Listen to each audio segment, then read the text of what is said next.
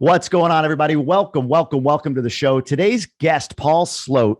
It's going to be an interesting discussion. This guy's got a lot of history, a lot of experience in a lot of areas, but generally speaking, he advises successful families on wealth preservation, legacy creation, next generation transformation, all the Asians. Paul, welcome.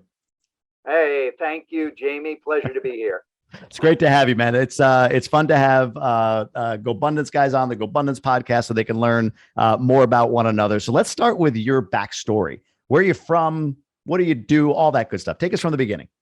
Well, I'm actually a city boy who grew up in New York City when I was young.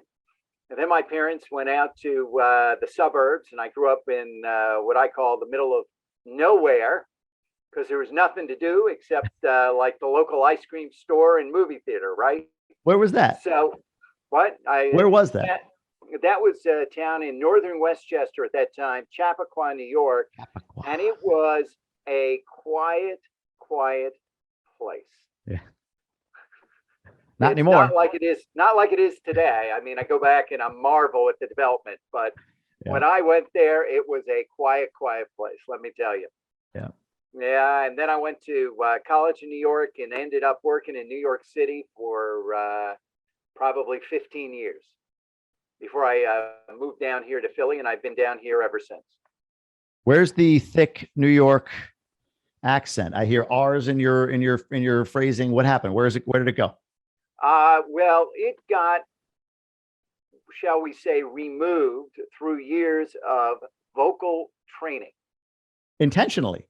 Intentionally, any accent is gone, because I used to sing semi-professionally when I was younger, and I did professional vocal training, the same as you'd train any professional like opera singer. So you have to be able to sing in multiple languages with the appropriate vowel sounds and consonants, regardless of what your native language is. Interesting. All right, so let's go there for a moment. It's funny because I grew up on Long Island. I lost my accent when my family moved upstate. And I say upstate like Oneonta, central New York. I know exactly where you are. Right. Upstate and downstate New York, as you know, are two different worlds. And when you come up with this thick accent to a bunch of people that don't have any accent at all, and in third or fourth grade, they tend to beat it out of you. So my accent, sure. my accent was gone by force. I like your story better. So let's go into that a little bit. You were a semi-professional singer. How old? When did this start? Where did this start? So I started singing when I was in high school in New York. I made all county and all state as a singer. And then when I was in college, I sang for 4 years as kind of a hobby. And then when I got out of school, I joined a couple of choirs in New York City. And the thing about New York City is that those choirs are, I say semi-professional, but as good as any professional choir. So we regularly performed in Lincoln Center, Carnegie Hall.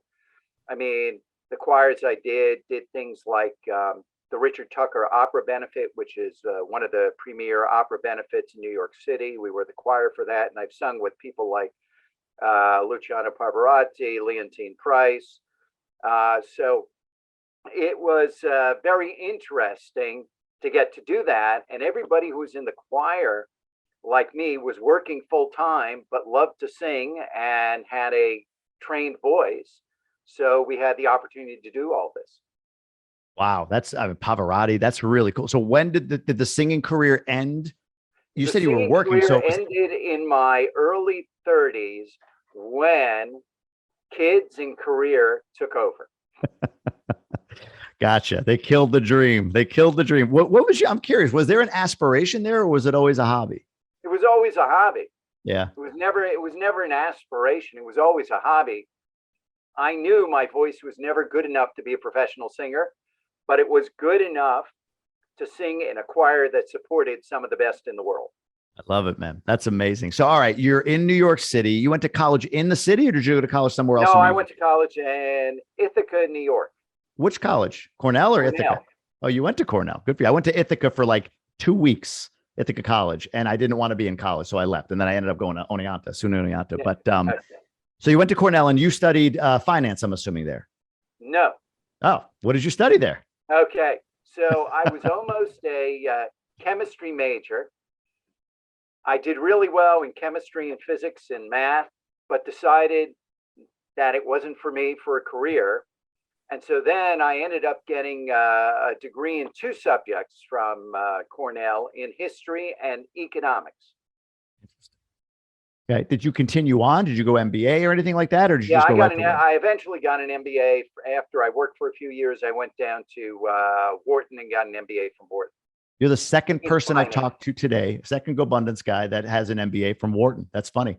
Second guy. And I don't know if you know Adam Grant, but the other guy knew Adam Grant, who was a professor at Wharton. He's more recent, but big author, give and take and all that stuff. But that's funny. Two in a row, Wharton MBAs. So really cool. So you went into New York City. What was the job that you were doing at that point? What was the first career that you were? First career job, I worked for a small private firm in the commodities business. They were actually the second largest trader of gold spreads on the COMEX behind Goldman Sachs. Years ago called MPH Commodities Corp. And my job at that time, I created a statistical program to arbitrage gold futures against the forward yield curve. And so I ended up putting in place large spreads of a variety of things looking to make 30, 40 basis points. So 0.3, 0.4% with a lot of leverage. Was this an age-old arbitrage strategy, or was the strategy new? They had been doing it for a while, sort of more seat of the pants, and I put some real statistics around it, and we were able to actually ramp up the volume of stuff we were doing.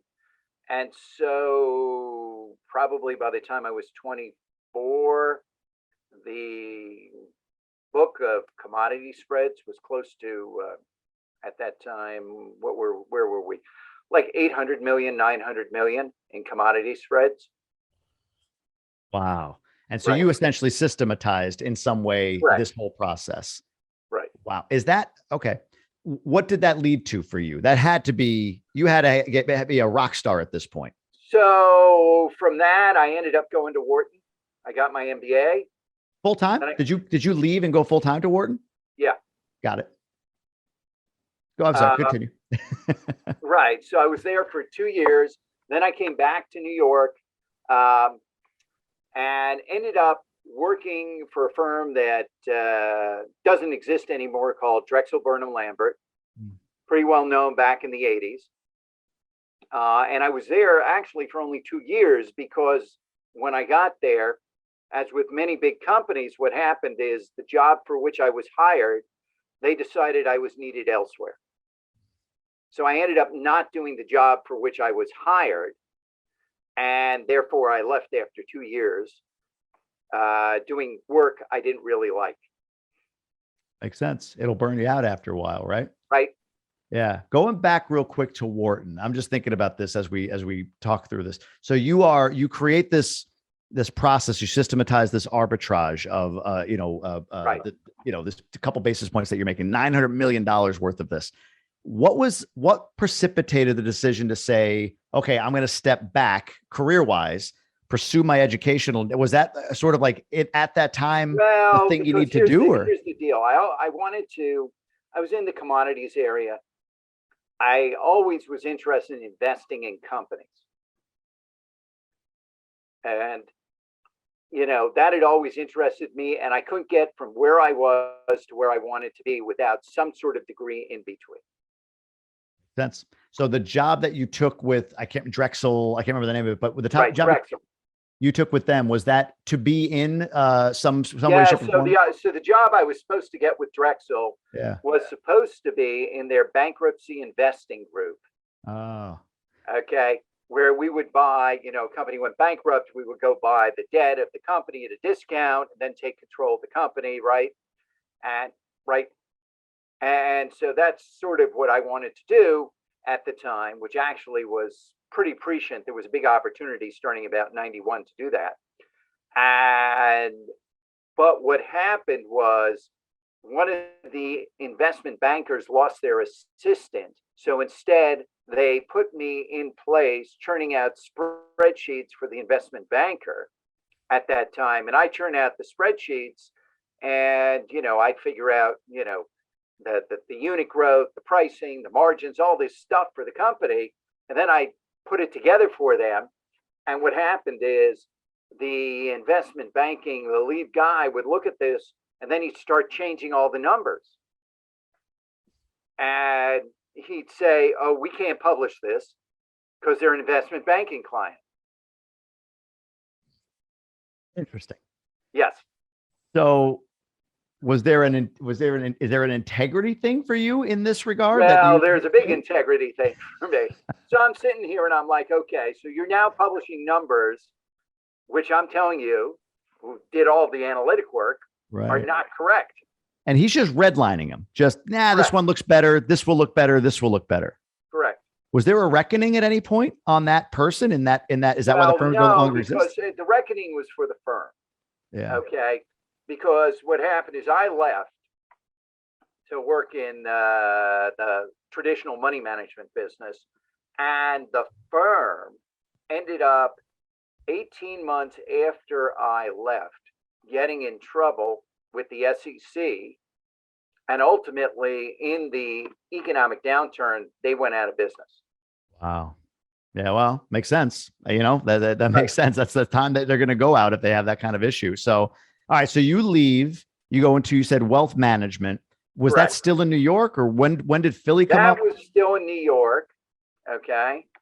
So this would have been the late 80s in New York.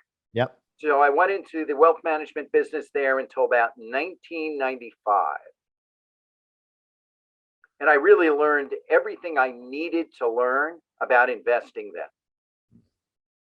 All right. So what was your next move then? And was it an opportunity you took, or one that you maybe created for yourself? So the next one is an opportunity I took.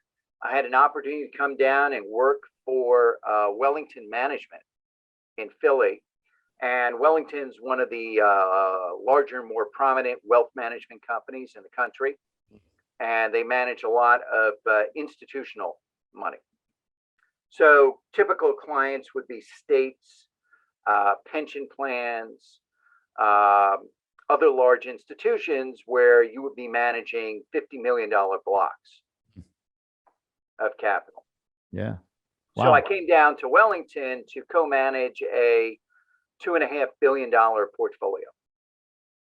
Jeez. And these are, what is in this portfolio? $2.5 billion. Is this $2.5 billion of public equities? So this was back in the mid 90s. So this is what, 25 years ago? Yeah. More. So that would probably be equivalent to, $6-8 billion today. Yeah. That's big dollars that you're in. And did you stay there? Like what was the progression of your career then? So what happened is the whole group spun out. We formed an independent institutional firm. And basically took it from a few clients and a couple of $100 million in initial assets up to 2.4 billion before I left. And these clients these are institutional clients that you're working with? Yeah. So they're like, let's say Drexel University, Philadelphia Museum of Art, could be Pico, could be Arco, could be, state of Utah. Interesting. How does that transition to, you work with families now, specific families, successful families, family offices, I would assume, right? Like, where does that transition come? And is that, I'm kind of curious. I'm wondering if there's more fulfilling work there for you. Here's what happened. Okay. Yeah. So I built this firm, and then I had an opportunity to go to BlackRock to then go build something else. Unfortunately, a couple of years later, they did an acquisition and they took the whole division where I was working and merged it in. So I ended up with that opportunity went goodbye, but that happens in life, right? So then what happened is I started my own private fund And because I had been investing at the institutional level, I knew a lot of CEOs and very wealthy people, and I started just managing money for them. Yeah. And then I started advising them on a variety of things. Got it. And then after 10 years, I closed that fund because it reached the end of its life. And then I opened just an investment advisory firm. And then for the last 7 years, I've been just providing investment advisory work to wealthy families on a variety of matters. And that's kind of spun into estate planning, financial planning, all kind of philanthropic planning, in addition to helping them with thinking about where they should be putting money, how they should be putting money, how they should be managing risks, how they should think about the next generation, all kinds of things that just I turned out to be the right person in the right place. Why abandon the fund model? Why go to straight advisory? Was it just a bandwidth thing? Well, I think there's two things. One, there's a bandwidth issue. Yeah. Right. So to really do the fund, when I ran the fund, it was 100% full-time job, 12 hours a day, 7 days a week, 365 days a year. Yeah. Okay. The other issue that I found when the fund came to the end of its useful life is the business had started to be commoditized. Right. So as in most things, ultimately, the market is efficient and it will commoditize or find an less expensive way to do things. Right? Yeah, sure. And so what happened is, as I looked out and I was correct, the ability to add value and actually get paid for adding that value became less and less. Makes right? sense. Yeah. Unless you had real scale and could accept the lower fees at that scale, right? Which would be getting into what? Hedge fund territory, yeah? Well, you'd really need pretty big scale to compete where the margins went. Got it. Interesting. I can see how that would be. So essentially in the first model, managing a fund, you are, the people giving money or investing the money are abdicating responsibility of that money to you. Correct. And you need to provide them a return. Whereas in your practice now, you lay out the roadmap for them. Correct. The options, what you feel is the best option, but they have responsibility. Man, I could feel the heaviness of the first versus the second. Well, right? but here's the other thing. We're going to, for example, we'll help them choose managers. We'll help them allocate among different asset classes. We will do due diligence on particular investments. So if they're looking to invest, let's say, in a manufacturer of, let's say, face masks, we'll vet the opportunity. We'll look at the costs of building that manufacturing plant. We'll look at the input costs. We'll look at the competitive dynamics of the end markets for them. So it's a little bit more than just handing everything off. Do you find clients right now that you work with, higher net worth families, drawn to any particular type of asset class? And it's just a general question, not like, but is it real estate? Is it the business acquisition side? Is it more securities or equities? Well, they tend to like to invest in real estate, right? Private equity, right? Yep. Some of them accumulate a portfolio of businesses if they have enough family wealth, right? Yeah. So it really depends on how they approach the world, right? And where they are in their evolution. Is this first generation versus second generation, right? So if you think about it, there's the maker generation that makes the initial wealth. Then you'll have a second generation, which often builds the wealth, right? And then you have a third generation that doesn't necessarily build and may actually, decrease the wealth over time. And that's the classic, right, familial pattern over time. And the other thing that, having been around a long time, business models come and go, and business models are of a time and of a place, right? And what's new today won't be new in 10 years. That's true. That's a really great point. Yeah. Right. And that's the other thing that happens is So, you know, let's say you're a family and you've got a business that created the wealth because you came up with a new way of doing things. But after, 10 years, you're going to have competitors. After 15, 20 years, the industry is going to probably mature out, right? Yeah. So maybe the margins aren't as high. Maybe there's new ways of doing things to sort of chip away at the core business, right? So there's all kinds of things you have to think about. And then, so you're creating all this wealth through the core business, right? How much do you reinvest into that business? How much do you invest into businesses outside of that core business to diversify your assets and lower your, risk, Yeah. right? So there's all kinds of questions that go around that core business today, right? Yeah. So, I mean, and then as businesses and industries mature, scale becomes more important, right? Or you have to have a clearly defined niche that you can own that will, where the niche is big enough that you can exist, but will not bring large competitors in to compete with you in that niche. So there's a lot of things you have to think about with these families, right? Yeah, no, that makes perfect sense. Real estate, it's so funny how it always seems to come back to that. It always seems to come back to real estate in some way, shape, or form, right? Not that that's all that these folks are investing in, but and again, just no visibility with this sort of thing. Are sort of a family office or a family that's building wealth. You mentioned about wealth preservation, legacy creation, the things that you do. Are they taking limited partnership stakes? Are they more general partnership acquisition stakes, or is it a mix? It's all of the above. Yeah. Okay. Right. So sometimes they'll invest and they'll have an active role. Sometimes they'll invest as a, limited partner in a business, right? They just want to get their K1 and their return, right? So there's a variety of different things. And especially when you're dealing with a maker generation, which is, I would say, the vast majority of the clients I deal with are maker generations. They've made the wealth. They tend to be more risk on versus risk off. And so what happens is they're more interested in investing directly into individual investments than investing into some sort of fund that'll give them some sort of, middle range return over time. Right.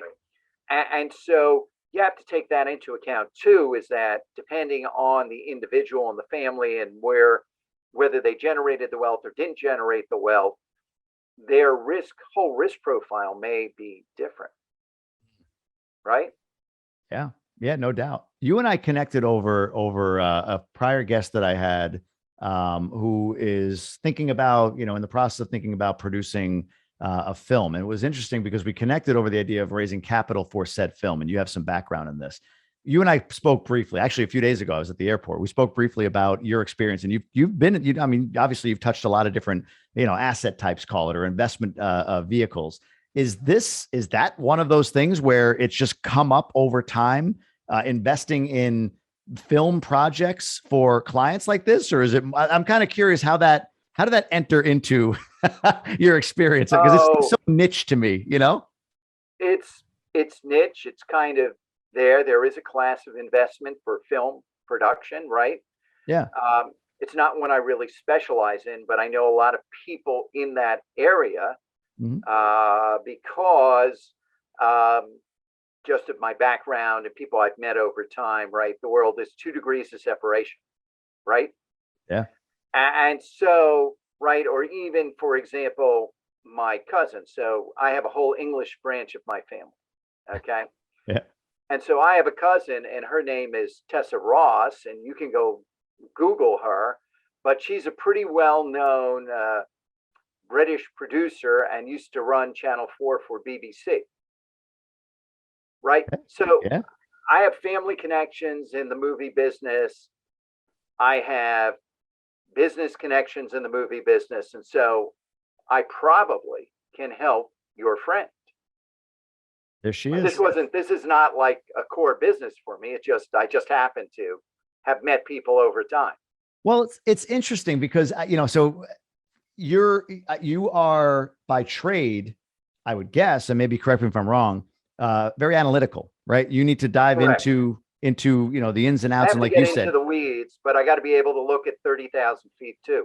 right. That was what I was saying. But this networking aspect for you, how compare and contrast? If you were to look at, I feel like they're almost opposing skill sets, and if you are able to leverage both, then you've got like you're one of these rare people, and apparently you are, and obviously you are, right? Like you've got this analytical skill, this 50,000 feet out view that that's part of what you have to do in your analysis. Like here's what could happen if this, if that, if this, right? Like you have to sort of draw the lines out and look big picture, but at the same time you have to leverage a network, which you've done, and again you've had amazing connections. Which one do you credit more success in your life? Is it your ability to network and interact with others? Is it your ability and your foresight and your technical skill that you have? So here's how I would put it. Early in my career, my technical skill took me up the ladder. Hmm. But once you get to a certain level, it's your ability to work with other people, your ability to network, to drive the business, right? Yeah. Right. So, I mean, and so that's really where things have come. Yes, I still have all those technical skills, Mm-hmm.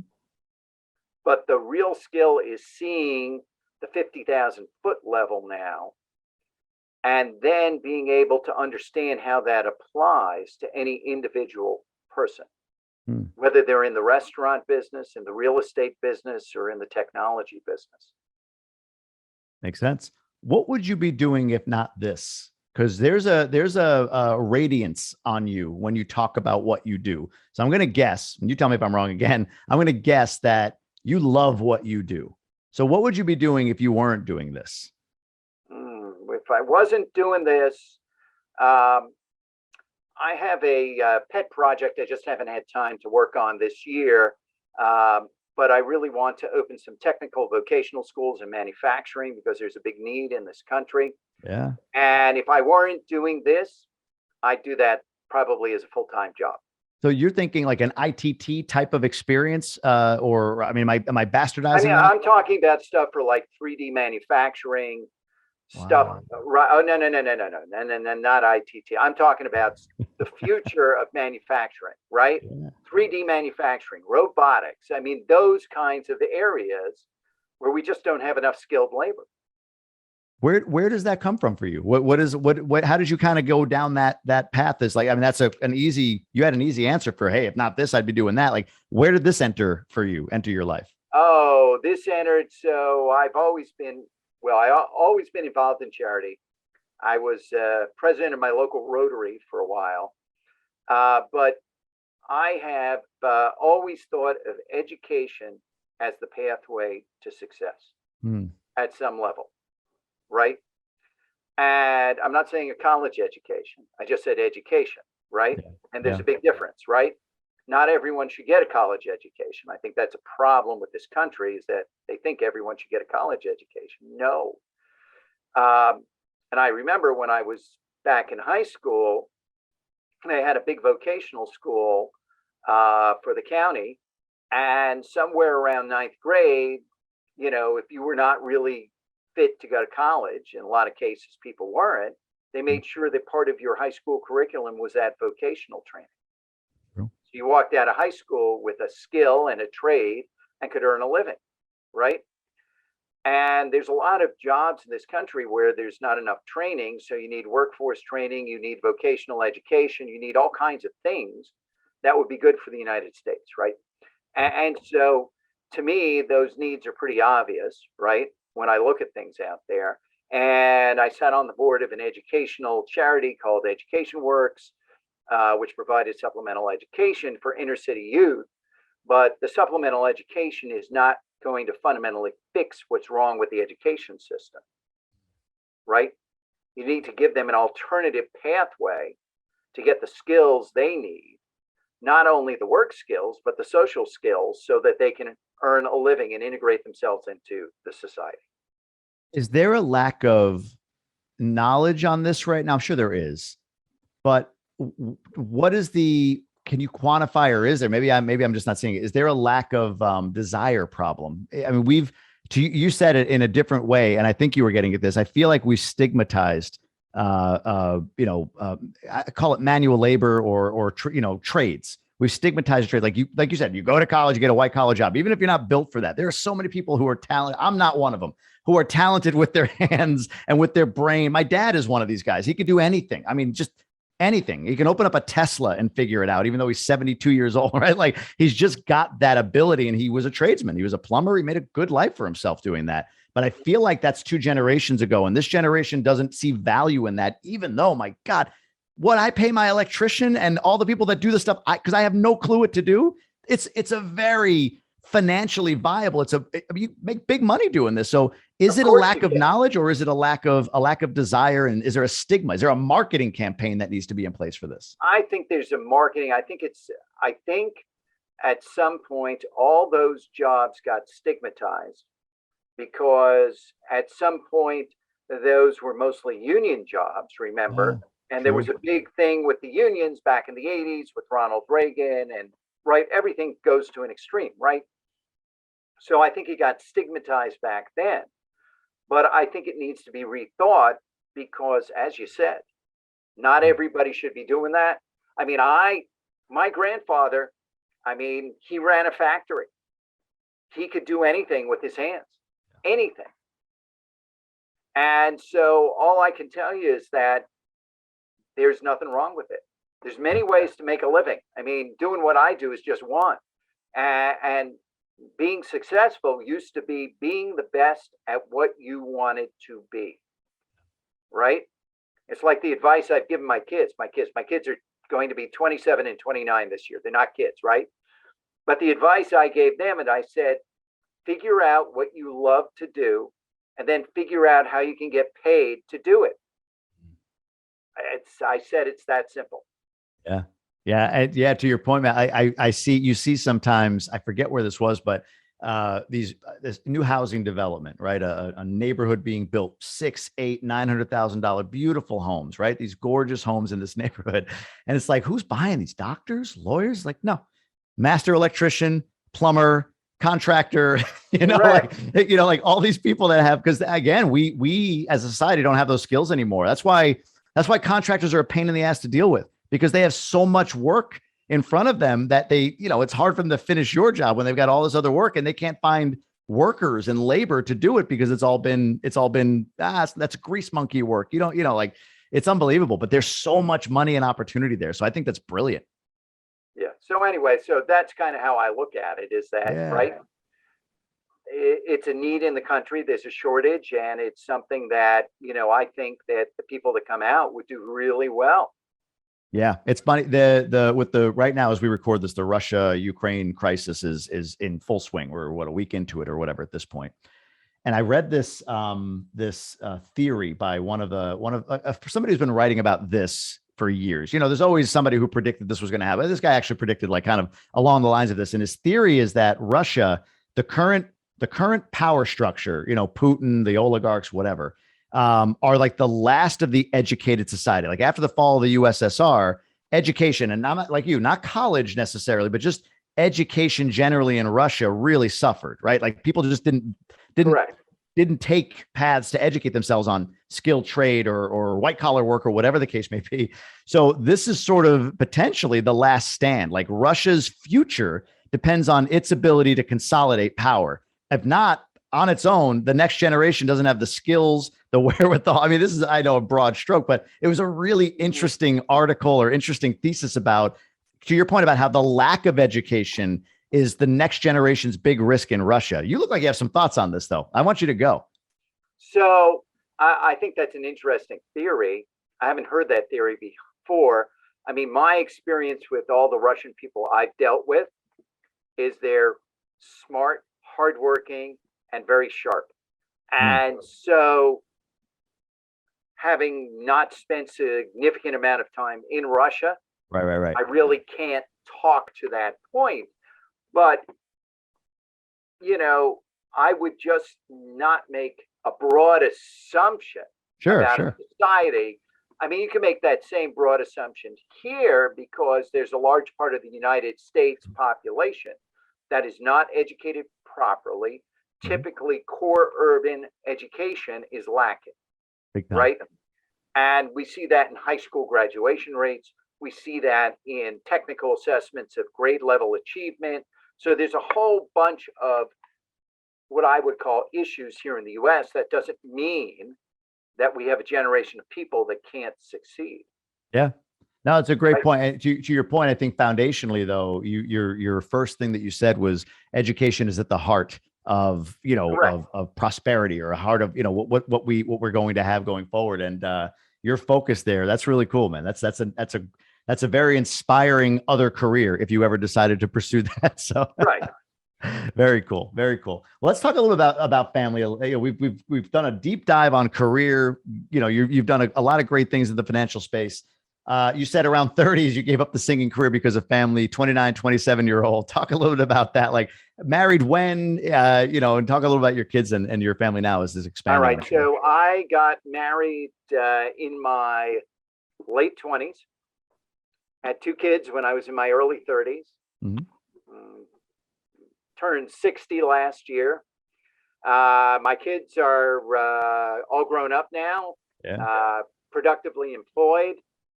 We did have an issue with my son because my son, when he was born, ended up spending the first 6 weeks of his life in the neonatal ICU. Ooh. Right. And then we had all kinds of things with him where we had to provide OT, occupational therapy, PT, right? All these different types, speech therapy, all kinds of things. But in the end, it worked out okay. He ended up going to Drexel, graduated, and he's now doing internal systems consulting at Ernst and Young. Wow. Right. So Yeah. that's a story, right, with a tough beginning and a good ending, right? Yeah.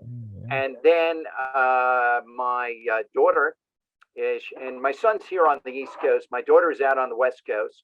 Um, she's going to turn 27 this year, and uh,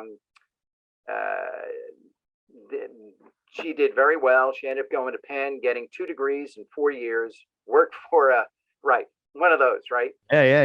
Yeah. Worked for a consulting firm for a couple of years. Now getting an MBA at UCal Berkeley, Mm. and is doing stuff healthcare related because that's what she loves and wants to do. So it has Mhm. nothing to do with what I did, right? I went into Wall Street. She's going into healthcare, What she loves. what Yeah. she loves, right? And so she's doing well, and she actually just got engaged this past weekend. So that's Congrats. pretty cool, which is Yeah. kind of nice. She's going to get married soon, and that'll be kind of new and different for me. Nudging her for grandkids. Are you doing it maybe subconsciously or no? Well, here's the deal. I'm ready to have grandkids. I don't think they're ready to have kids yet, but I'm ready for Yeah. grandkids, right? Yeah, why So rush it for them? Yeah. there's no rush for them. And let's see. My wife died a couple of years ago, Oh, and well, that's the way it is sometimes. yeah. And so I am right now. I had a steady girlfriend now, and we've been together a while. We travel together, and it's a lot of fun. Family life now is about just seeing the kids when they want to see me, and just enjoying my life. Yeah. I'm curious. How was it, if you don't mind me asking, was it expected or sudden? Sudden. Sudden. How did you deal with that? Because I mean, I hear these stories of somebody losing a child suddenly, or even if it's expected. I can't imagine there's too big a difference, but advice, because I'm sure people listening to this might be dealing with, have dealt with, or know somebody who's dealing with the loss of a loved one. How did you work through that? Well, I think the first thing is you go through a period of shock, right? That the person's dead, especially if they haven't had it. Like, here's the difference. My dad, who is 87, has had he's old, right? Yeah. He's 87. He's had a series of things. His health has begun to go downhill. So if he were to have something and die in the next 2 weeks, I wouldn't be surprised because Yeah. I've already made peace that he is not going to be here forever, Yeah. right? But Yeah. when you lose somebody who you've been with for almost 30 years, and it's all of a sudden, right? And you're not expecting it, you definitely go into shock, right? And what happens is you do everything that's needed because remember, there's the funeral, there's all kinds of things you need to do, and you do all those things, right? And then after that, you start to deal with all the feelings, not being able to say goodbye to that person, all kinds of things that you have to deal with. And as an adult, I think, especially someone in my late 50s at that time when she died, I'd already lost a number of people over the years. So I developed a coping mechanism to deal with it, to accept my wife's death. Does that make any sense? It does. Yeah. Yeah. How do you manage your kids through that? I think for them, it's been much more difficult. And I think it's going to take them a bit longer to deal with their mother's death because it was unexpected. Yeah, like you said, your daughter getting married, those events, I'm sure will trigger some emotion and all of that. But wow, that stopped me in my tracks. I mean, my wife and I've been married 13 years, 12 years, I should say at this point. And you do take it for granted, right? Like it's a forever thing. And suddenly something happens and it could all end. And I always wonder how I would handle that. And, I guess at the end of the day, I have my kids. I have my two boys. They're young, 7 and 4, right? They're not adults yet at this point, but I guess that's where I find solace. Are your kids your I don't know, your support system, or is it around you, maybe more of in a other family or friend capacity? It's really other family and friends. Yeah. I've been more support for my kids than they have for me. Makes sense. Paul, how long have you been in GoBundance? How long have I been? Probably 6, 7 years. Wow. What is it about GoBundance that you value so much that makes you keep coming back? Well, I think first it's a great group of guys who are, striving to be the best they can along a whole spectrum of things, right? Yeah. Whether it's their personal development, whether it's their careers, whether it's their charitable intentions, right? Whether it's their physical health, whether it's their mental health. It's a whole, what I would call holistic view of being a success, right? Yeah, absolutely. Do you are you active in a pod right now? Oh, in a GoPod? Yeah. No, I was part of a GoPod, but my life has become, I would say, extremely busy, right? I have my core business, and now I'm also, I have a preliminary agreement with a group of guys to help them build a multifamily office, which would be a way to scale what I am doing. And that will be March Wealth Management. And I'm going to help them build this out and build out their whole investment function for these wealthy families. Can you explain what that means? When you say multifamily office, some people may feel real estate. Oh, multifamily, but you mean no. Explain what that is, please. All right. So in the investment world, things sort of get stratified by net worth because the way you structure the firms and the products that you are able to deliver is a function of what your clients need. And what somebody who's worth $1 million needs is different than what someone who's worth $5 million needs, is different than what somebody who's worth $15 to $20 million needs, and is different than what somebody who's worth 50 million or more needs. Yeah. Right? And so typically traditional RIAs, I'm a little unusual because I have some very wealthy clients, right? But traditional RIAs typically serve clients between 1 and, let's say, 10 to 1 to 15 million dollars in assets, right? And when they get above that, they just don't have the products to handle the clients, say, in the 20 to 50 million dollar range. Yeah. What do you mean by the products? What products? Well, there's a lot of private equity, a lot of venture capital, a lot of direct company investment that goes along, and you would not put somebody into those kinds of investments if they're only worth $2 or $3 million. In fact, the SEC would tell you you shouldn't, right? Yeah. And you'd get in trouble with the regulators, right? Yeah. So I have to answer to the Securities and Exchange Commission. I have to answer to FINRA, right? Yeah. Financial Regulatory Authority. So there's a variety of regulatory bodies, and they tell you what you are allowed to do.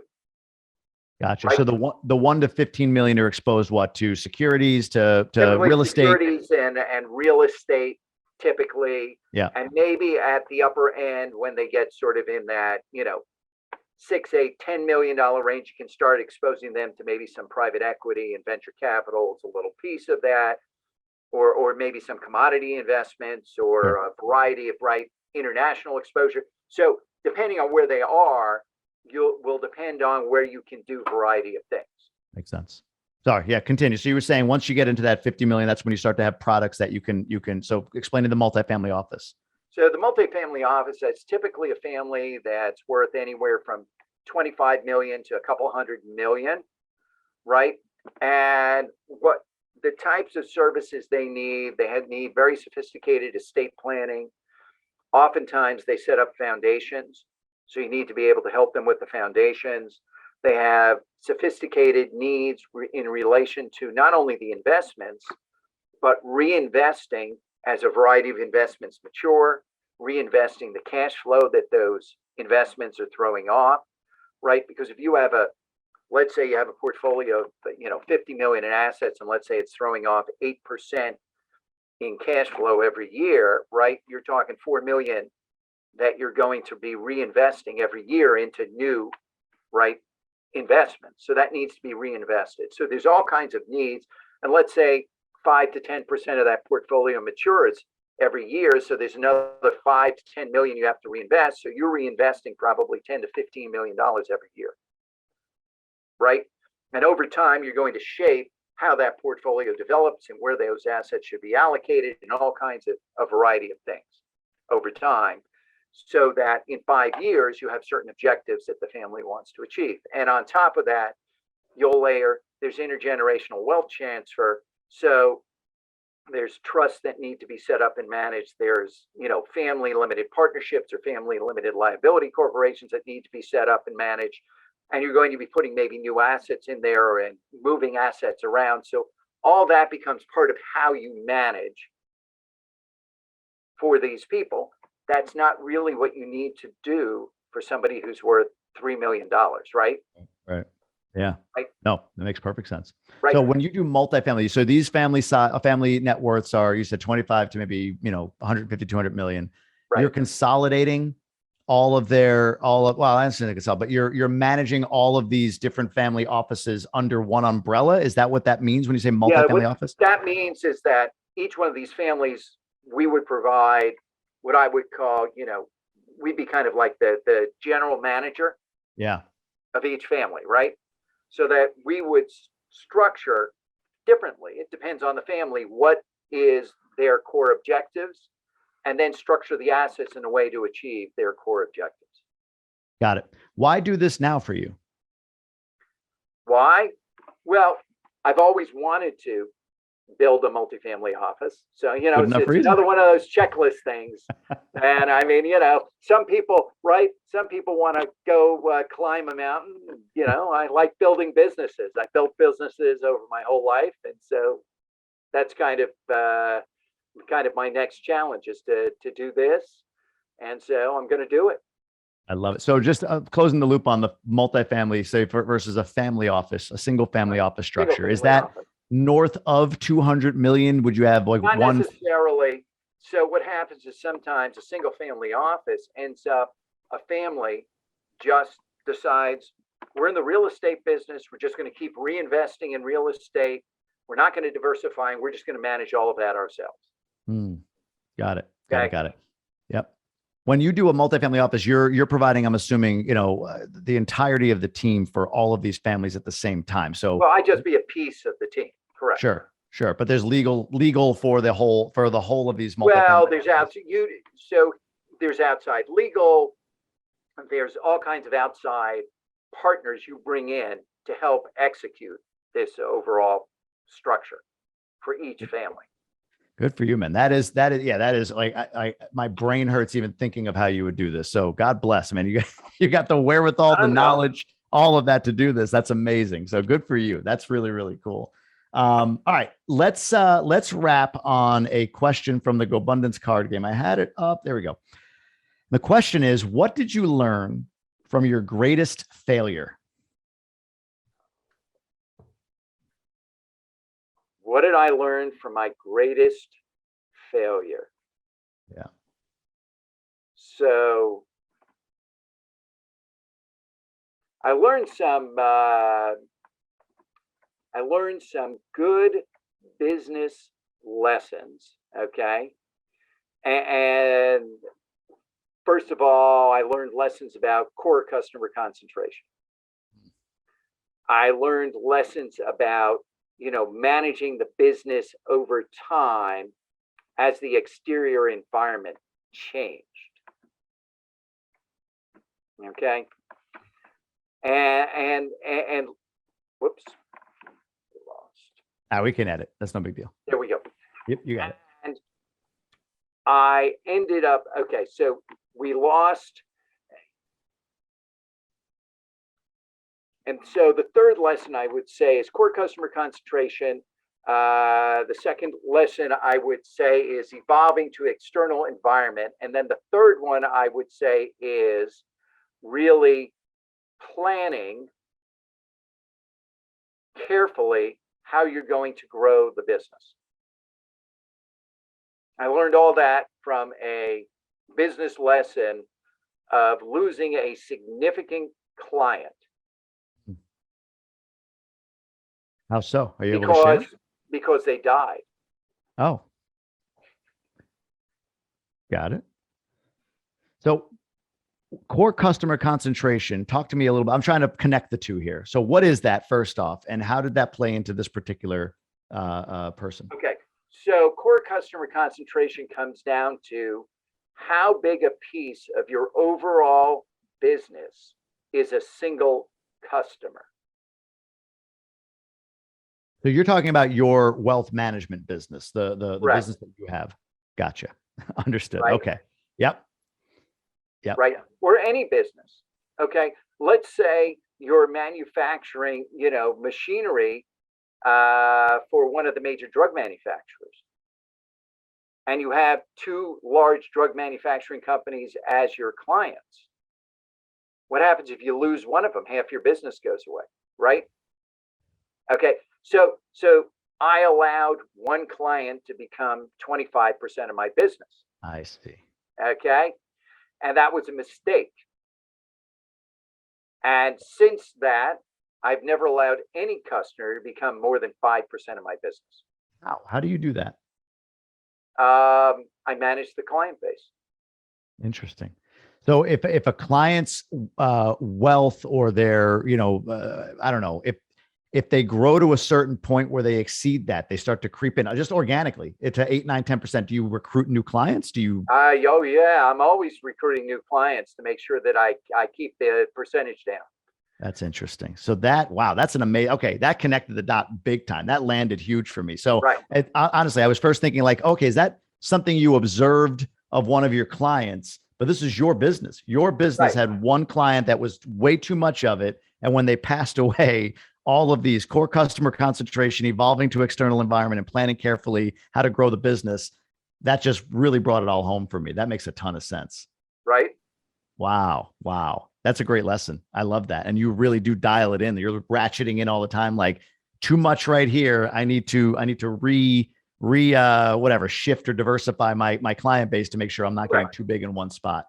Very cool. That's a great lesson, Paul. I mean that. That's awesome. I appreciate that.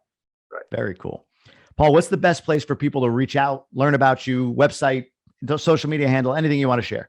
Well, I think the best is LinkedIn. Just go find me on LinkedIn.